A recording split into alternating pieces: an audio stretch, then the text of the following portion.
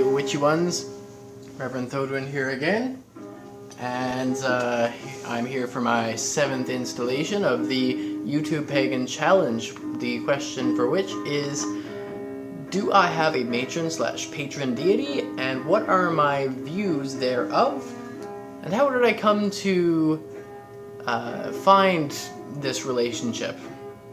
I'm going to try and say a little bit less, because I've realized I have a rather strong propensity for saying that word. So, to start off, I do and I don't have patron and matron deities. I very much so do. But at the same time, I don't, really. But more so do.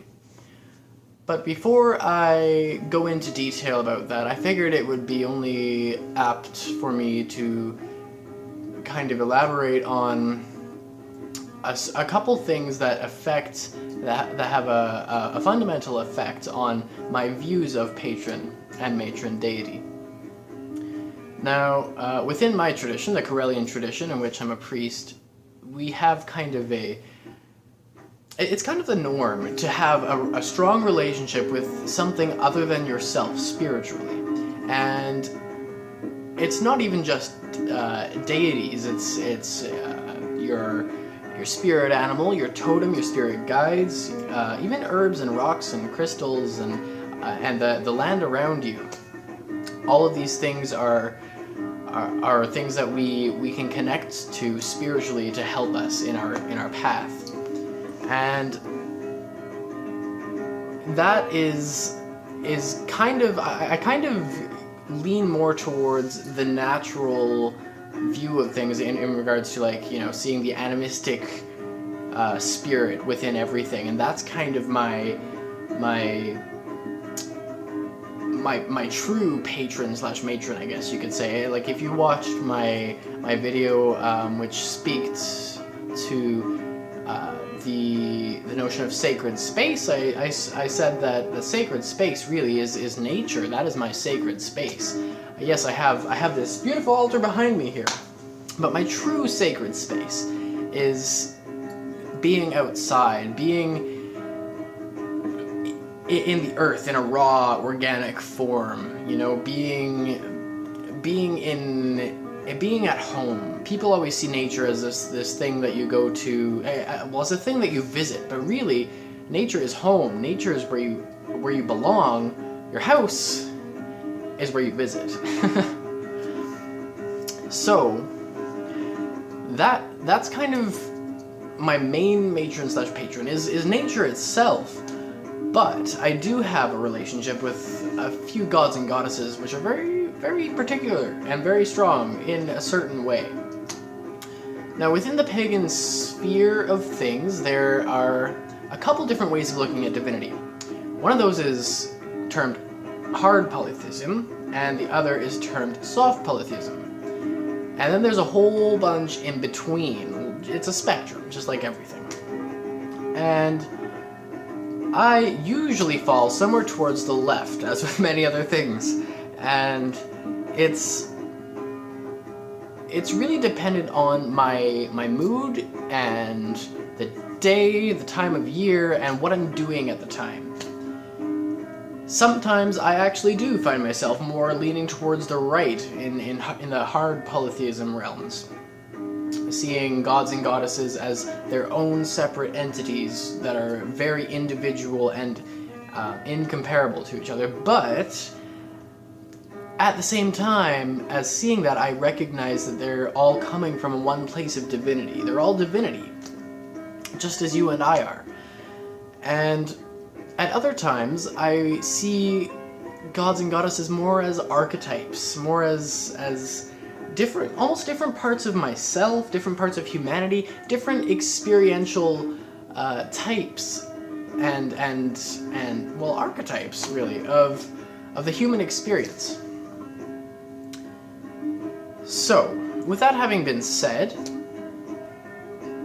my matron and my patron are they're not really solidified as my matron and my patron, because I have kind of two sets of gods and goddesses within my practice. See, I have the the set that I use more so in ritual, and the set that I kind of observe in everyday reality. And they're very, very distinct in my practice. And I never actually looked at this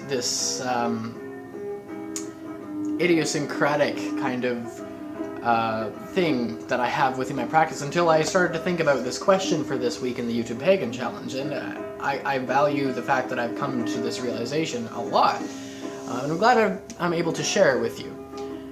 So, within my ritual and my practice, I have two divinities who I came to be acquainted with very early on in my practice. The first goddess who I developed a strong relationship to was Caradwin, and she was my very first patron or matron. And in fact, my craft name is half her name. And she's always been the one, kind of like the grandmother, but almost in a sense kind of a mother figure. And she's my source of, one of my sources of wisdom, of metaphysical and higher wisdom. And she's always welcome in my circle, and there's never been a time that she has just not come into my circle. Or at least, there's never been a time she's refused to enter my circle when I give her the offer. And I've learned a lot from her myths, from what I've learned just meditating in her presence and just feeling her around me, even within me. It's been a very productive way for me to connect with divinity. Another form of divinity with whom I've become very well acquainted is Thoth, or Hermes, or Toth, or Jehudi, or however you want to term it, or him. And he is most often said to be the god of learning and of language and writing and art and math and basically anything that requires you to focus and concentrate on something and digest it and understand it. That's kind of what Thoth is the god of. He's seen as kind of like the creator, the true creator, the designer of the universe within the Egyptian pantheon. And he's kind of extrapolated into the Greek pantheon with Hermes. He's also kind of termed Hermes Trismegistus, or Trismegistus, with regards to Hermeticism and the Kabbalion, as I've gone into with previous vlogs. And he is one of my favorite gods simply because his imperium, his realm of influence and rule is very much so in tune with that which I have interest, with the things which consume my spirit, my passions, my soul, language and music and art, and seeing the sacred geometry within the universe around me, and seeing how that is divine. These are my two patrons, okay? But there are also other divinities which I see in every day. Thoth and Caradwin. Thoth is the first half of my name, Caradwin is the last half, Thodwin. And the other divinities that I see are kind of like, they're pervasive, they're within every day. Thoth and Caradwin are kind of like the foundation. I'm just kind of subconsciously aware of them, I guess. And then there's things like the sun, Apollo, and revelry is Dionysus, and the forest and the woods is Pan, or Herne, or Keranos. And then I see even Demeter or Diana or Arianrod in the moon, the full moon, and Brigid in certain times there, or Reed, however you want to say it. Janus is the god of the door, of the passageway, and I kind of see a divinity within all things and kind of place a god / goddess, and it helps me to recognize the divinity in all things. Shiva, as I've gone into in other vlogs, is something that I see in everything. He's even further underlying Thoth and Caradwin to me only recently. And he's kind of the foundation from which everything comes. Shiva is not so much a god, he's more of a state of mind to which one can attune oneself. And that is, like, Shiva isn't entirely like a patron, he's more of like a state of being for me. Not even really a god, like almost just like a way of living. It's almost like a religion itself. And the way I came to know Caradwen was by actually, I was going through a list of goddess and god names, trying to help me find a craft name, and Caradwen just kind of stood out to me. And it was a very, very firm and sudden realization that yes, this name speaks to me. And Thoth was not so much just for the sound of the name, but Caradwen was much for the sound of the name. Sound is very important to me.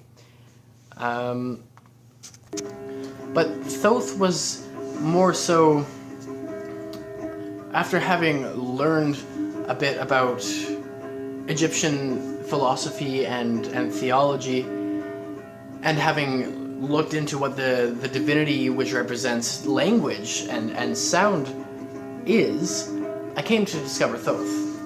And then my cousin, who is very well-versed in metaphysics and kind of New Age philosophy, he introduced me to that, The Ancient Secret of this Flower of Life book by, what's the name? Something Melchizedek. And that was when I was like, okay, yes, this god is for me. This is exactly who can help me in my path. And since I've been with Thoth, it's been nothing but good. Thoth is a very interesting character because he tests you, he challenges you. He's not really going to help you unless you knowingly make an effort to go for what you're going after. And a lot of gods and goddesses are like that, but Thoth tests you when you're not asking for something additional. He makes you prove that you are living and understanding what you are pursuing, even before you're about to ask to pursue it or ask for aid in pursuing it. Almost in a way to further your expertise in any given area of existence, to kind of help you develop more, help you become stronger. And that is something I've noticed with Thoth. Thoth tests you, he challenges you. He doesn't challenge your faith. Aside from your faith in yourself, Thoth does not care really whether or not you believe in him or whether or not you worship him. Thoth cares about whether or not you believe in yourself and you stay true to yourself. Much like in the Goddess Charge. Follow your...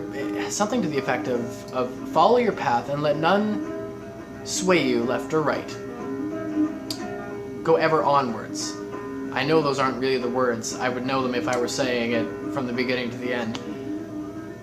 But Thoth is much like that. He does not care whether or not you see him as all. He cares whether or not you see yourself as all powerful, having all the ability you need within yourself to pursue the things that you need to pursue, to get what you want to get done.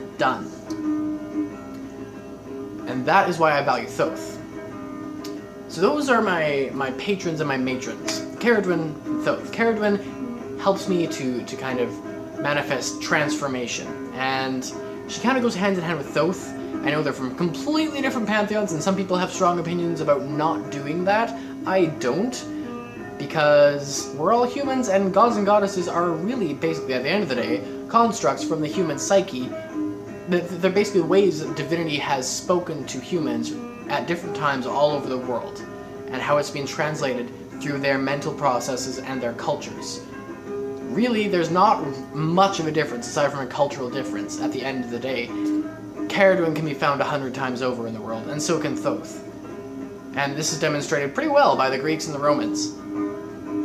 Yes, there are very idiosyncratic differences between different cultures' takes on different parts of divinity and the archetypes, but at the end of the day, they're underlining the same aspect of human experience and of divine experience and the relationship between the two.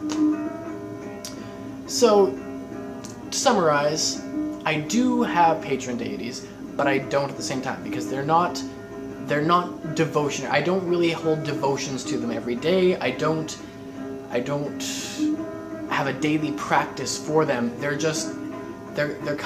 parts of existence that I employ to help me, and who I look to for guidance, and who I thank, and who I meditate upon, and who I focus my will upon and try to attune my will to with their guidance. And in that sense I have patrons and matrons. In another sense I don't, because it's not like the traditional kind of wake up at some time every morning and do a certain ritual for a certain amount of minutes every day.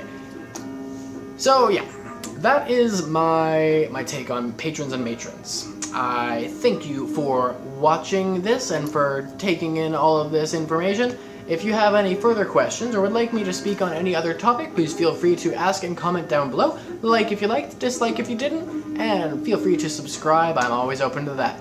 Thank you for watching, and blessed be with you ones, and until we merry meet again.